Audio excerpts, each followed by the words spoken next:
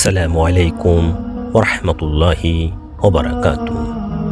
আজ আলোচনা করব আখিরাতে মুমিন ভাই ও নেককার বন্ধুদের ফজিলত।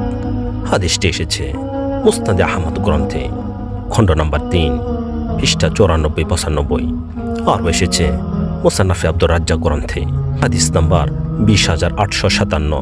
হাদিসের মান সহিহ।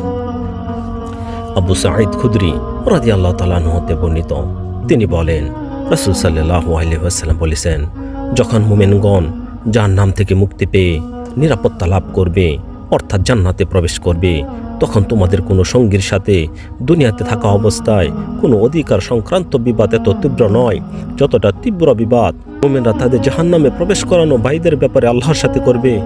অর্থাৎ লোকজন দুনিয়াতে তার ন্যায্য অধিকার পেতে যতটা না বিবাদ করে, কিয়ামতের দিন মুমিনরা তার দিনী ভাইয়ের জন্য, তার দিনী বন্ধুর জন্য এর চেয়ে বেশি বিবাদ করবে আল্লাহর সাথে। রাসূল সাল্লাল্লাহু আলাইহি ওয়াসাল্লাম বলেন, তারা বলবে, হে আমাদের রব, আমাদের ভাইগণ আমাদের সাথে নামাজ আদায় করত, আমাদের সাথে রোজা পালন করত এবং আমাদের সাথে হজ করত, আর আপনি তাদেরকে জাহান্নামে প্রবেশ করাবেন।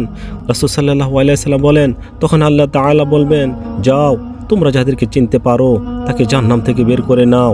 তখন তারা আসবে আর তাদেরকে তাদের আকৃতি দেখে চিনতে পারবে, যেহেতু জাহান্নাম তাদের আকৃতিকে গ্রাস করবে না। আসসালামু আলাইকুম ওয়া রাহমাতুল্লাহি ওয়া বারাকাতুহু।